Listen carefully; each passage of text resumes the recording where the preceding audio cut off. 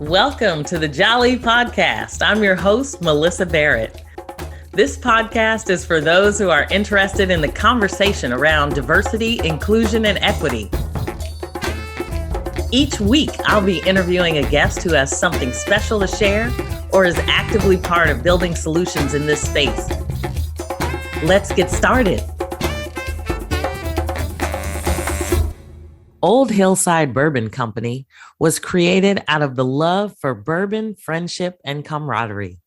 This team was organically formed through quality time and great conversation. Their vision is fueled by optimism, integrity, and a sense of responsibility to build a successful household bourbon brand that tells a story people can cherish and love. They're a group of individuals, each with different experiences, careers, and professional goals. The collective hope was to infuse the history of Kentucky with their North Carolinian roots that unite them.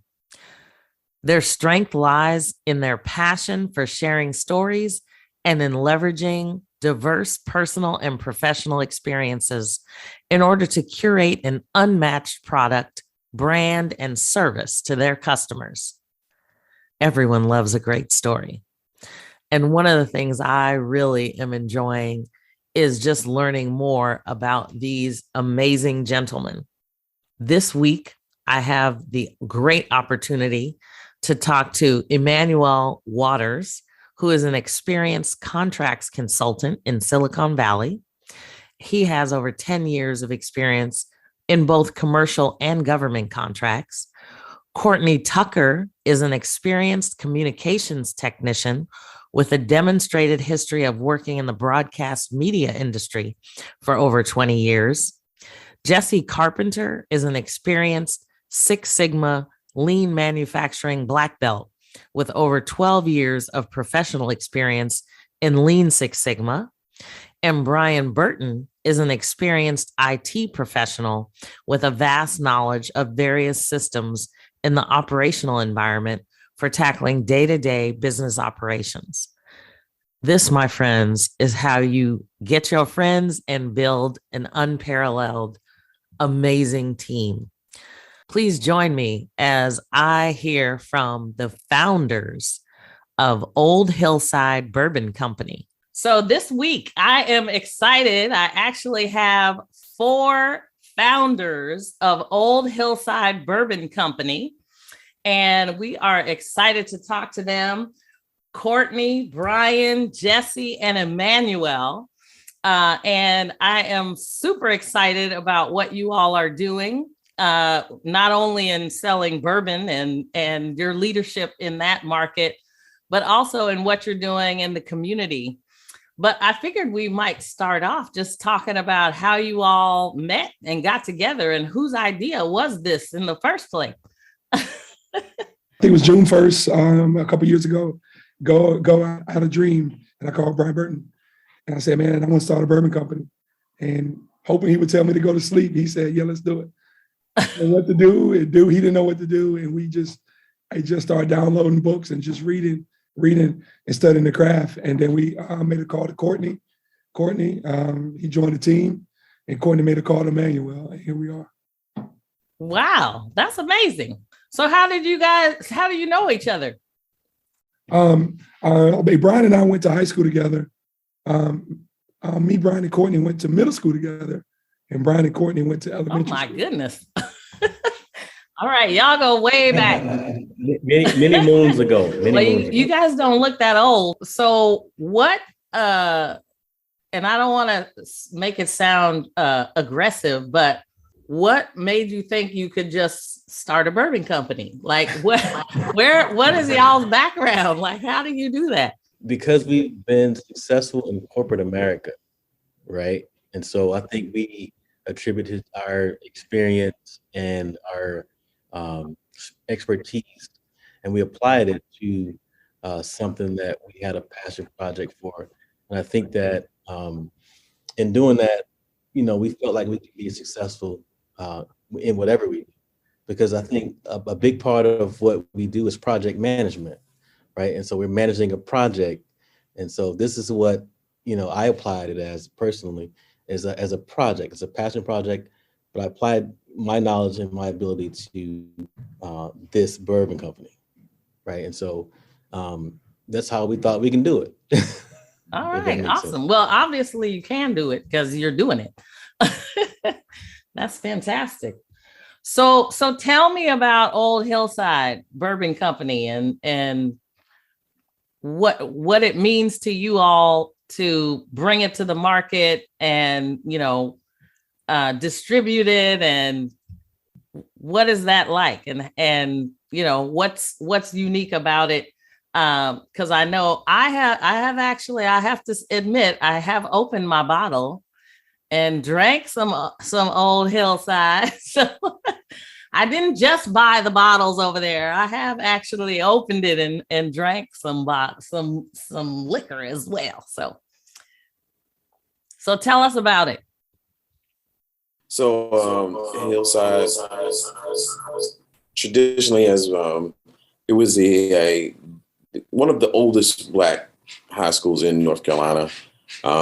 In the city of Durham, it was primarily where a lot of the at that time Black folk went to school. So the history is there. Ernie Barnes, Shirley Caesar, Andre Talley. These names. They walked the same halls as we did. So that lineage is there for us to build upon. And that's what it means to us. It's living up to what our forefathers and our ancestors and our matriarchs have said before us, taking those paths and pushing it further forward. So Hillside is a lot of heritage. So it leads into our motto for what the company is today. Fantastic. And I know you all have, if I remember, Emmanuel has some specific, if I remember correctly, there are bottles here that are named after your daughter, is it? Amaya? Yeah, so we have, the unique thing about being able to do single barrel. So one thing when we started, as you'll find, is that we're so into the community. We're a small company, but we're into local. Right. So we had an opportunity to do barrel naming. And so people found that they could reach out to us, they could touch us. And as Brian said, like being in the community, with some of our first barrels were the first barrel we ever did with GNR, which was a guy, Greg, proposed to his wife. And then we named another barrel after Marshall, which is somebody in the community. And so that this first barrel that was coming into California, I decided to name after my daughter, who was born in a time of COVID. So it was kind of a reminder of to stay strong in the midst of when the world is going crazy, So again, it kind of all relates back to the brand, right? History, heritage, homage, and the reason why this is so passionate. You had asked earlier about, we don't know nothing about starting a bourbon company, but like as Courtney said, we all are masters in our space. But for us, it really is about building generational wealth. So the unique thing about it is, so it kind of works like this. So Jesse called Brian called Courtney called me. Well, me and Courtney are actually blood cousins, but we didn't grow up together. Okay. So we actually didn't even know of each other until we moved to California, like literally in this last decade. And that particular day, and this is how I know this company is really ordained, is the day before that he called me. This was like literally George. This is the heart of George Floyd. This was COVID. This was just the world is on fire. And I'm reading an article about Black wealth that's going to disseminate in America in like 2040. Black wealth is going to be gone. And I said, I would really love to do something that would create general wealth. And not even 24 hours later, Courtney's calling me, talking about, hey, I'm starting a bourbon company with these guys. And, do you want to be a part? And I was like, absolutely. And so from that point on, we've really been, hit the ground running. So this is literally, I have a daughter, but this is literally my baby, our babies, and we're so passionate about this. It's not just about, this wasn't about just, getting drunk. That wasn't what this is about. This is about, as Brian said, history, heritage, and homage. And the one thing about us is we are the only brand that we are aware of that is telling the story of African-American horse race jockeys, which we have literally dominated this sport for decades, but nobody knows this history.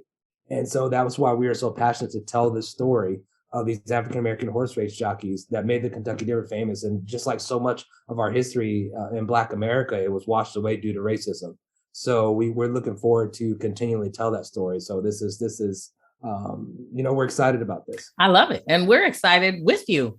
So, and you, I'm assuming maybe you're the only bourbon company owned by 4 Black men, or no? That would be affirmative. I think the other companies are comprised of maybe 3 to 2 persons, or maybe a single person. But yes, definitely for us, these 4 people coming together is the only one. And what is the diversity like when it comes to your industry? When you walk around and see people in, other folks and CEOs that are running companies, do they tend to look like you, or? I would personally say that they don't look like us. That they don't really. And then it's a few out there that do. We partner with a few brands that just kind of talk to them and get some help if we needed to. But for the most part, it's not too many people that look like we do. Yeah. That's awesome. So tell us a little bit about the history. I know when it comes to the jockeys, and I know, Emmanuel, we talked a little bit about the Kentucky Derby, and you just mentioned that. But there's so much history, as you all were talking about. Brian was talking about Old Hillside and kind of the shoulders that you all stand beside and on top of. What stories are important for people to know? Well, traditionally, as you would know, we haven't been given the opportunities to break into certain spaces. We created our own lanes, Jack and Jill, to which can be controversial. But I know for me, as a participant in Jack and Jill, it got me into rooms that I would never have been in on my own. So having these opportunities be created, and for us kicking in the door, and people, sticking out the olive branch and giving us a helping hand to move forward, through the diversity, not just because they look like us. This has given us the opportunity to push the door and push the envelope even further for Black bourbons.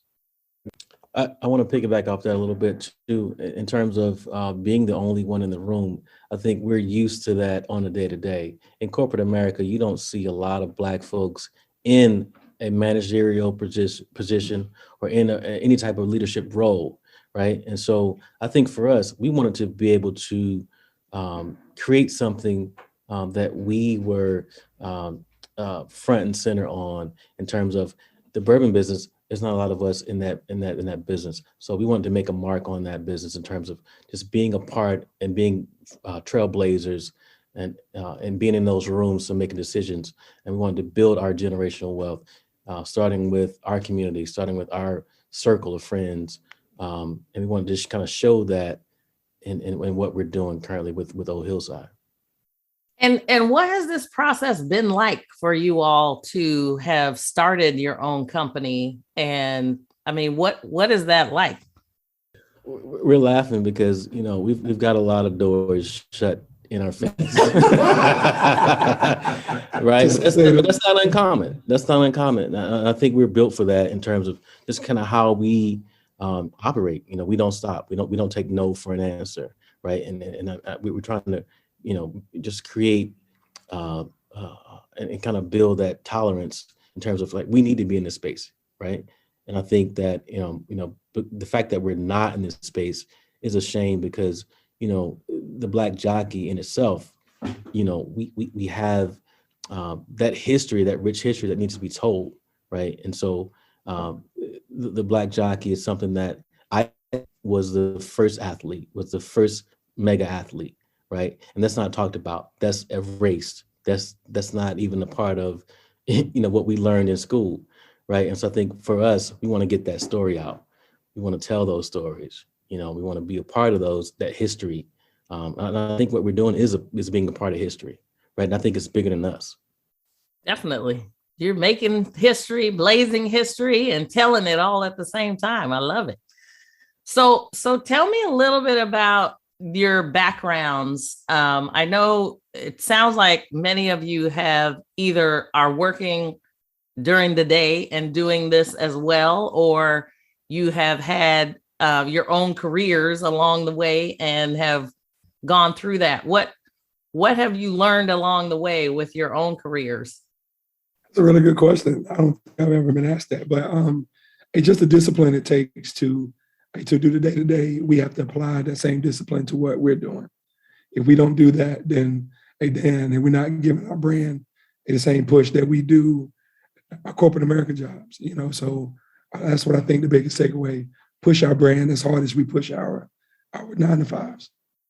And to piggyback off that, a lot of the skill set that we do on our daily corporate America, they're transferable to our company. So we're touching product management, we're talking finance, we're touching marketing, we're touching everything that we're doing in corporate America.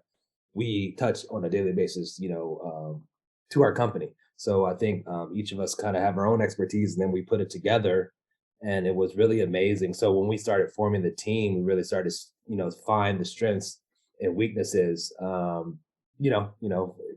Brian can see detail like nobody's business. And if you look at our label, that is literally all him. That is hours of Google Drives and pictures and, with the vibe. And I'm one of those people, I don't care about art. I 2 minutes in, I'm like, just show me a contract. I don't want to do it. Right. But again, it's like we always talk about, it's organically formed. And that's the best thing about, working with these guys is on a daily basis. I can call Jesse and be like, hey man, I don't understand about how to stack our pallets. I don't know anything about how to ship the bourbon, but I can tell you, what store we're going to be in. And I know the contracts that we're going to be in because I can handle that portion of it. Or Brian, this picture is turned upside down. Please flip it around for me. Or call Courtney to be like, hey man, what am I supposed to do about this? Like, am I going to talk me out the ledge because he has a calm personality? I'm off the chain hyped all the time, So this team is we balance each other out, and it started off as a passion, but it's something that we love to do. Like, I love talking to these guys. My wife would tell you, I'm pretty much we formed a bromance. Like, now we're talking, 17, 25, 80 hours a day. So it's fun, but we're also doing the work. So like I said, we are still working corporate America.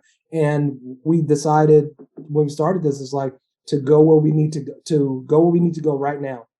It's going to require us to get off corporate America and really build this thing. And we're at that point now. We started 18 months ago, and you'd have told me 18 months ago that we'd be in Kentucky, which is like the best place for bourbon, the number one state for bourbon, and then North Carolina, which is where we're from, which is the hardest state to get into. People don't know, but there's one brand that we know that took literally 13 years. Wow. To try to get into the state, and we got in 3 months. And they called us to come in. And to now we're in California, which is the largest market in America. I mean, I can't tell you how fast these 18 months have gone, and it's just been, we're just amazed. We're in awe. This whole weekend we're just like, wow. We're at our distillery. We're seeing a new bottle, which I'll show you, which is absolutely amazing. We just did a second expression, which actually has the 4 godfathers of African American horse race jockey.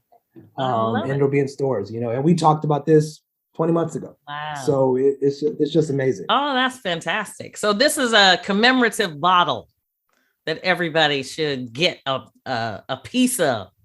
Yes, absolutely. It's commemorating the guys who fostered the sport in its infancy to become the dominance that it is world around. Most would think Bill Schumacher, but there's the Sue Perkins and the Isaac Murphys of this world, who are truly the Michael Jordans of the actual horse racing. That's fantastic. I love it. So what is in store for Old Hillside? Like, what are you all, where are you guys going to be in 5 years? I think the sky's the limit. Yeah. The sky's the limit, right? I think we can only go as far as we allow ourselves to go, right? And I think whatever we can dream, we can achieve, right? And so, we have our own individual lives and our own aspirations, but I think it's important to connect with like-minded individuals, right? And so we want certain things, not for ourselves, not just for ourselves, but for our families and for our community. I think, that's one thing that we really, really focus on is we want to lay that blueprint down for the next generation, right? We want to give that to the next generation. I love that. Just wanting to build generational wealth, wanting to do something for the community. This is not for us. This is bigger than us. And in terms of just diversity and inclusion, like, again, we want to sit at the table, right? And so, in the process, we've gotten a lot of no's, and I think we turn those no's into see what we're doing, see how we're getting this done, right? And so it seems like a short amount of time, but we really strategize and we put the work in to be successful on our terms. Yeah. Right. And so I think that's important to kind of put out there is that, hey, here's how you can do this. Right. And I think it's hard work, determination, and the will to be successful. Well, and I honestly think it is absolutely amazing at what you all have done in less than 2 years. So, I mean, I just have to celebrate you guys because, I mean, I know I've talked to other folks that have been, not necessarily in bourbon, but they're not even close to where you all have been and have accomplished in such a short period of time. So, I mean, I just want to celebrate what you all are doing. I think what's so powerful to me is not only, of course, generational wealth is dear to my heart. I sit on the board for Balance, and they are all about financial education, smart money coaching, and really eliminating poverty, generational poverty. That is their focus. So generational wealth is, near and dear to my heart, of course, having worked at Visa in the financial industry for so long. But I love the fact that you all are bringing it local, really kind of focusing on some social impact initiatives as well, so that you can highlight not only your brand, but the history that comes along with the brand, which I think is phenomenal. So what other things do you all want to touch on? I know you said you're at your distillery this weekend. What has that been like? I mean, because I know you guys are from all over, right? You're not in the same places. So you all have to come together to actually do the business in some cases. Yeah. We actually all actually flew into Lexington this weekend. So it's like, I think the second or third time that we've all been together, and not on Zoom. So it's a real. We need to celebrate more and more, and not come here and work so hard. And just have fun and celebrate. So that's what we have to do. Actually remove ourselves from the day to day and just take these accomplishments and celebrate them and not be so on to the next project, so that's why tonight after we get off this call, hey, we're going to go have some fun and just celebrate our gold medal in recent competition and just have some fun and just laugh and live the Old Hillside lifestyle. Yes. Well, and I see y'all have already broke out the bourbon, so we started partying already, right? I love it. That is indeed. So why was it bourbon? Why, I mean, instead of like wine or some other distilled alcohol, where did the bourbon idea come from? Bourbon, man, it's something to be shared. It's not something, I don't know. I'm not saying the other spirits can't be, about sharing, but bourbon is definitely built around everyone getting together and sitting around and talking. And so that's what Old Hillside is about. It's about us sitting down and talking and, just having a good time and, sharing some good bourbon and it's, sharing stories, so that's what it's about. It's really about the camaraderie. That's why we chose bourbon. Okay. I relate it to communion. Right. And so and I don't want to get too far left, but it's a way of just really paying homage to the community. Like, so what we should do is we sit around the table and play spades, right? Or like just something that we all can relate to. There's two things that you can relate to: music and alcohol, right? And so that brings everybody together, right? And so I think what we wanted to do was create a brand, like Brian said, it's just to celebrate each other, to celebrate each other. And we're not doing this to get drunk or just go wild out. We're doing it to just talk about old stories and share old stories and, talk about how I used to, take Jesse's lunch money in junior high school. And he looked up to me as, one of the forefathers of kind of what he wanted. No, but this is what we want. This is the thing that we really, really cherish. And I enjoy being with these guys. I think we're like-minded individuals. We're on the same page. We want the same things. And I think that's very important with our team. I always say we like Voltron. We come together and we form this greater unit, right? And I think it's strengthened that. And so, I celebrate these guys every day, and they don't know it. I tell them I love them, and we always have these little check-ins because during the pandemic, for us, as Black men, it was hard, right? And so we kind of kept each other together, kept each other in line, kept each other on point. And I think that's one of the things that, for me, created that special bond that we have currently. I love that. Yeah, go ahead. I was going to piggyback off. I think the one thing about this team, too, is we really hold each other accountable. I mean, if this is your lane and you say you're going to do something at 4 o'clock, you better own it. You better do it,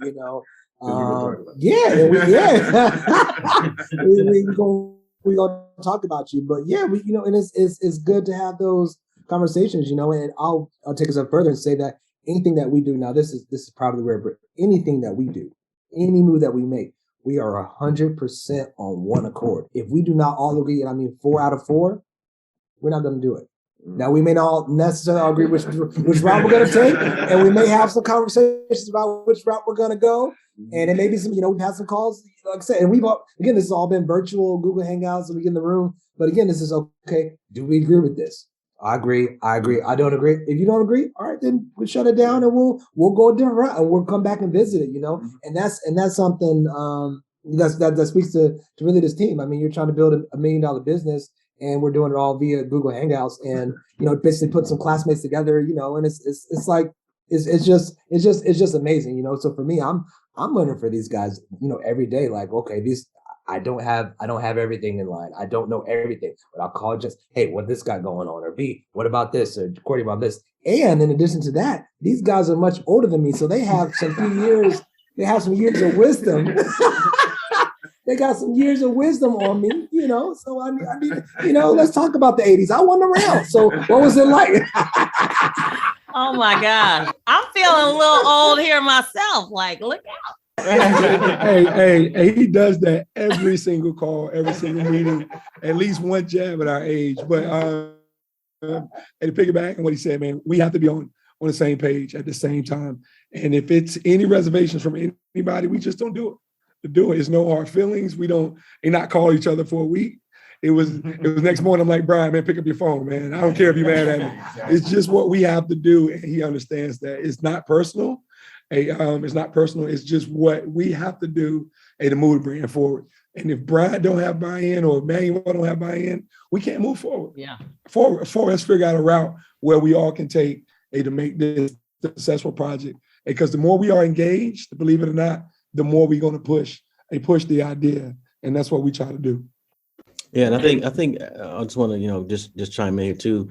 Everybody has their season. What I mean by that is we don't all work on the same project, but everybody has lead on certain projects, right? And I think that we all have egos as men, right? And so just to be able to allow the other person to take control. Hey, I don't have the expertise. Run the table on that. You know what I'm saying? I can sit back and I can work on something else. And I think just being humble and just being, just in tune with each other, I think helps. I think that communication that we have is key, because a lot of businesses fail because there's no communication. I relate business as a life, as a life experience. If you don't have communication with your wife or your husband, your marriage is going to fail, right? And so when you're in a business with partners, it's just like a marriage. You got to have that communication. You got to talk. You got to talk through those hard situations. You got to have that tough conversation, right? And you got to be able to respect one another in doing that. And I think we have that, and that's really special about this team. And I think, this is not something that I put together. I'm just a piece of the puzzle, right? And I do my part. And so I think that's very important to hold each other accountable. I think that's what we do. And I think that's what leads to our success. We didn't start this overnight. right? We didn't. I think it's a combination of like our careers and like our experience. And I think we've been working for over 20 years in corporate, right? And so we're not going to get rich. Let's be honest. Working for somebody else. And I think we acknowledge that. And I think what we want to do is create that generational wealth, and the only way to do that is to work with each other and combine our strengths, our powers, right? And then make something greater. And Brian has a great analogy, and I love this story. And so it's the story of the 5 lions. I'm gonna let Brian tell you about that. All right. Yeah. So the 5 lions, which are indicated on the front of our label, are the 5 lions of the San Sabi province of the Zimbabwe Nature Preserve over in Africa, back home. Those 5 lions decided to come together and form a coalition, which is not a pride. A pride comprises of cubs and female lions. They formed a coalition to come to dominate that nature preserve, over 1 million acres. And you're talking about, these 5 lions were dominant on their own, but they chose to come together to combine their abilities. So to tie what you have asked the other guys, and they've spoken on it, ad nauseum. You know the old adage: 2 times is harder, 2 times is smarter, sometimes 3. Yeah. We do this in effigy for those before us, who have poured into our cup. How could we not pour in the other cup? And so that's what we're doing. We're taking that corporate knowledge of sitting in a boardroom, and you're treated as if you're a mute, as if you're not astute enough to be in the room. When you are, not only do you deserve to be in that room, you actually should have your own room. They should be coming to you. And so that's why this stuff works. This is, Emmanuel and I can sit on the opposite sides of the table every time we meet. Does not matter. We know we're going to the same place. Right. It doesn't matter. It's never about the ego. Yeah, the fragile male ego is there. But we do have an ego that says, hey, we're going to do better than we did yesterday. We're going to make this a success. So we're pouring back into our community as we do now. We're pouring back into the actual Hillside High School and giving back to the individual programs as well as the community at large, trying to form an adult basketball league. So this is just not about us getting rich. This is about everybody else benefiting from our work. I love that. I mean, social impact is such an important component of diversity, equity, and inclusion. So I love to hear when you actually see community change occur as part of the growth of your business. To me, that's what life is all about. And you all are dropping some serious wisdom on some of these CEOs out there who are trying to lead companies, and, just the fact, the respect that you all have for each other. I think when people are talking about diversity, equity, and inclusion, let's just start with respect. The accountability that you all give to each other, the ability to allow somebody to stay in their lane and lead when you can step back. These are things I think a lot of times, after George Floyd was murdered, there were a lot of people that reached out and they were like, oh my gosh, I didn't know this was happening. I didn't know this was like this. And I'm sure you all received calls as well, checking in on you but it was challenging to be part of the community and have to just continue to show up to work smiling when, things, but, it's like we do this on a daily basis, and it's amazing to see what you all are doing.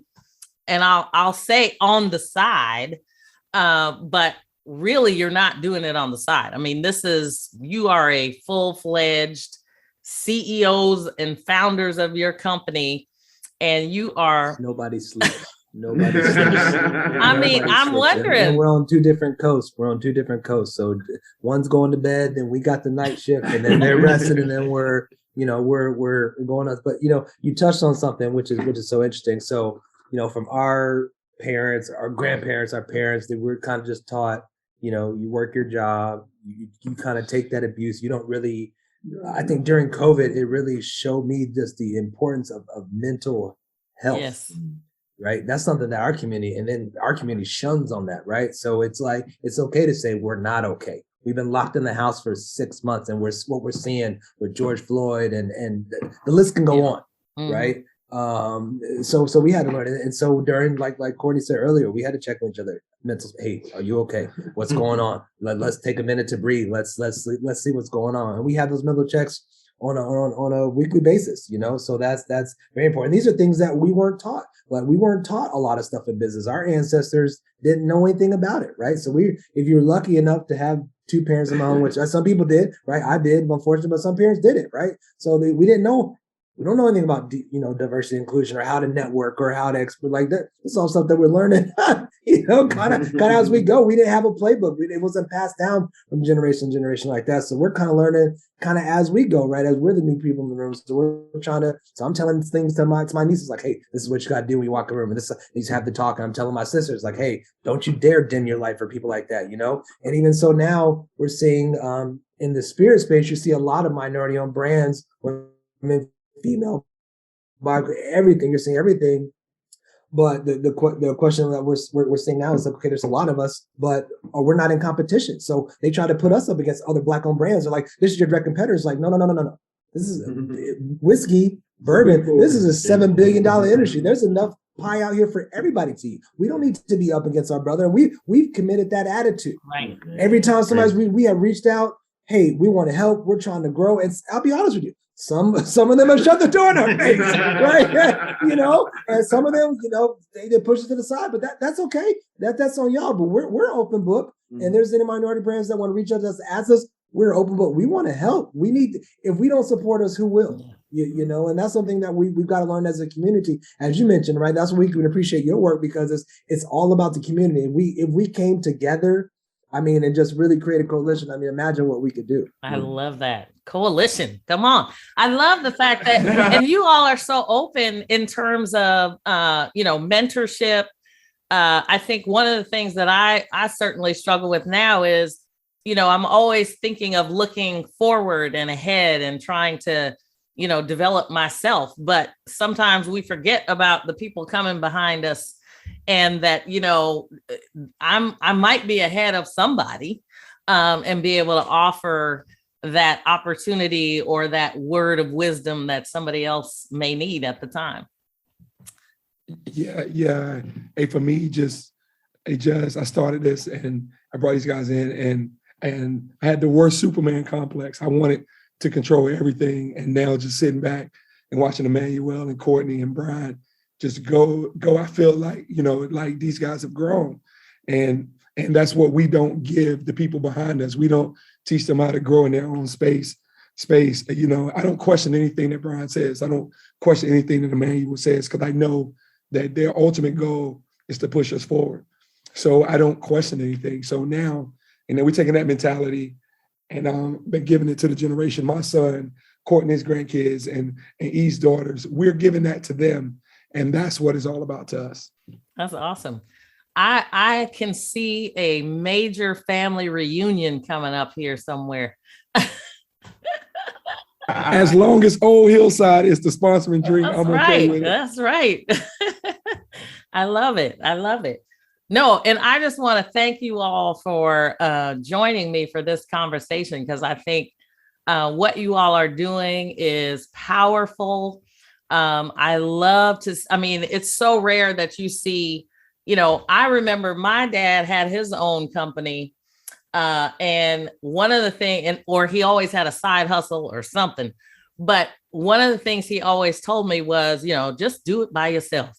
Partnerships are challenging, and to have four of you coming together with the mindset of like, hey, you know what, if one of us don't agree, we don't do it.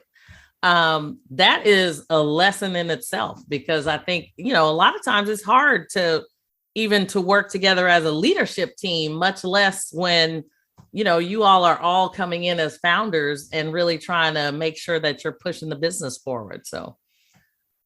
I always say you connect yourself with like-minded individuals. Yeah. Right. When you do that, you don't have issues because that person has your best interest at heart, because he wants the same thing you want. He or she wants the same thing you want. Right. And I think that when you focus yourself with like-minded individuals, you don't have time for folks who don't have that same pedigree. You don't have time for that. I don't have friends. I don't. If you're not building me, I don't mess with you. I'm just being honest. But and so that's how I grow, because I can grow from each and every one of these guys, right? Yeah. Because I can learn something that I don't know. Yes. Right. And I can teach them something that they don't know. Right. And so I think that when you form your company and your business around like-minded individuals, you're gonna do nothing but win. Right. Because and also you have to see that vision. I think when we got that call, I saw something in that vision, right, that made me want to activate. Mm-hmm. Right. And so I believed in that vision. And so how you operate is you operate from top down, like a triangle. Right. So everybody has that vision and they just go forward with that vision. Right. And everybody's working on the same page, the same altitude, the same hustle, the same grind for that one vision. And you have to really see that vision. If you don't see that vision, you're not gonna succeed. There you go. What a way to end the podcast. That's awesome. Awesome. I wish you all nothing but the best. Certainly be blessed in all that you all are doing.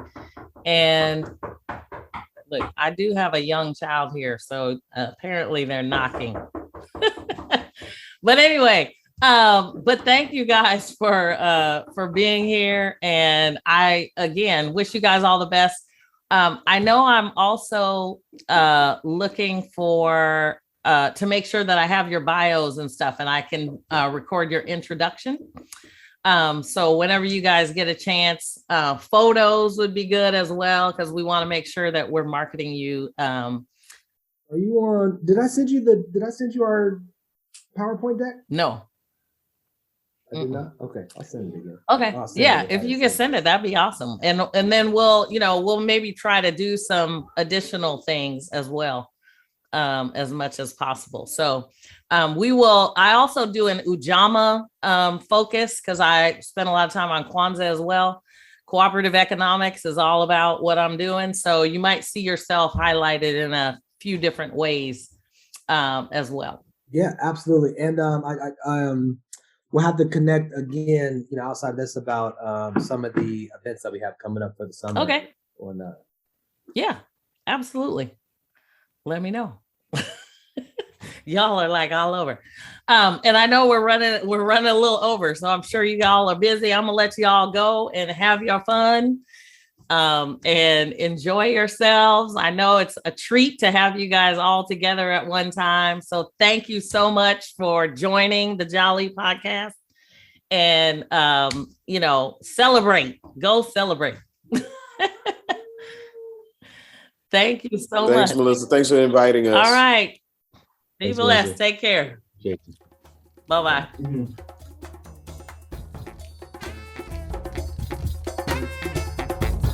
Thanks for joining me on the Jali podcast. Please subscribe so you won't miss an episode. See you next week.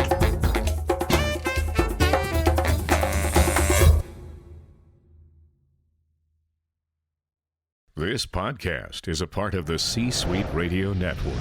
For more top business podcasts, visit c-suiteradio.com.